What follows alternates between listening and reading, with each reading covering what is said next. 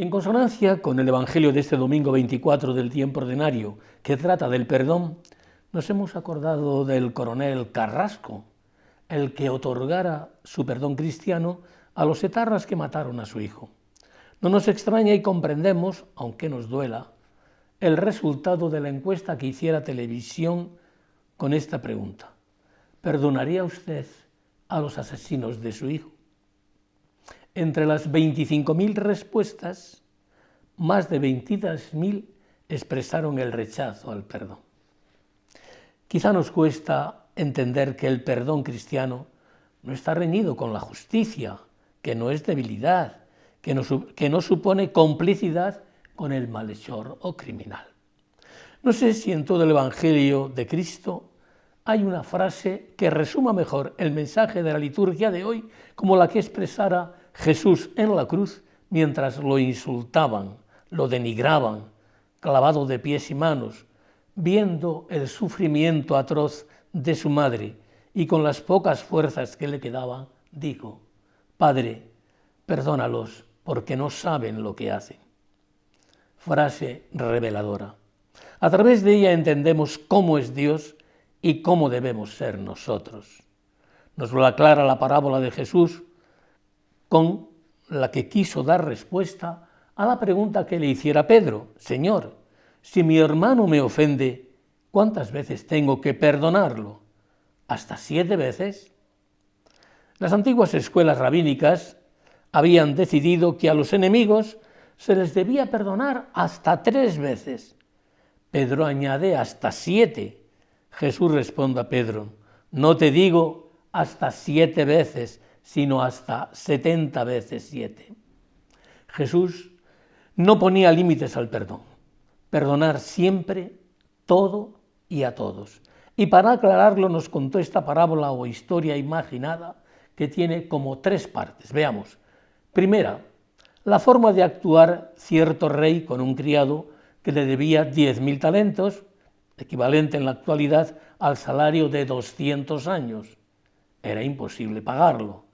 Dictamen del rey: que lo vendan a él con su mujer y sus hijos y confiscarle todos sus bienes. Esto era peor que dejarle en la calle. Era condenarle a una esclavitud de por vida. Los esclavos, sabéis, eran tratados peor que a los animales. Aquel hombre, arrojándose a los pies del rey, pidió perdón. Perdón que le fue concedido de forma absoluta. Todo se le perdonó. Así actúa Dios con nosotros. Bien sabemos que nuestras deudas para con Él son de valor infinito, y por una sola vez que nos perdonara sería suficiente para estarle agradecidos por toda la eternidad. Solo hay algo que frena a Dios para negarnos su perdón. Lo aclara la segunda parte de la parábola. Aquel empleado apenas sale de comparecer ante el rey y ser perdonado por él, encuentra a un semejante, es decir, otro criado como él, que le debía una insignificante deuda comparada con la que a él le habían perdonado. Le debía 100 denarios, que equivalían a 100 días de salario. Y por más que le rogó el deudor, se negó a perdonarle y le metió en la cárcel. Tercera parte. Enterado el rey de este proceder, le retira su perdón y lo entrega a los verdugos hasta que pagara toda la deuda. Todo este pasaje es como una explicación a esa petición del Padre nuestro. Perdona nuestras ofensas, como también nosotros perdonamos a los que nos ofenden. Sacando conclusiones, ni el rencor, ni la venganza, ni la dureza de corazón son actitudes cristianas. Si Dios nos perdona siempre nuestras ofensas, que exceden con mucho a las ofensas que nos hacen, con mayor razón hemos de perdonar nosotros, nos hagan lo que nos hagan, aunque se repitan las ofensas. Jesús nos lo mandó y se adelantó a cumplirlo. En la cruz, recordáis: Padre, perdónalos. A veces nos parecerá imposible, y quizá con razón. Entonces, ¿qué hemos de hacer? Pues pedirle al Señor la fuerza que no tenemos y Él nos oirá. Así han actuado los santos, comenzando por el primero de los mártires, San Esteban, que mirando al cielo y mientras le apedreaban exclamó: Señor, no les tengas en cuenta este pecado. El padre Lieberman se encontró en una calle de París con un hombre que se detuvo insultándole y diciéndole: «Ah, fraile, si tú supieras cómo te odio». A lo que el padre respondió: «Amigo mío, si usted supiera cómo le amo».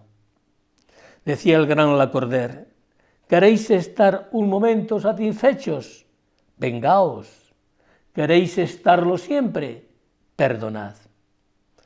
Se refiere del duque de Guisa que un soldado enemigo se desliza hasta su tienda para asesinar al duque, pero fue sorprendido y llevado al duque.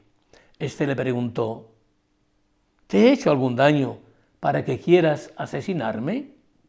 Responde: no, pero quería matarte porque te odio y te aborrezco como el mayor enemigo de mi fe. Era protestante él.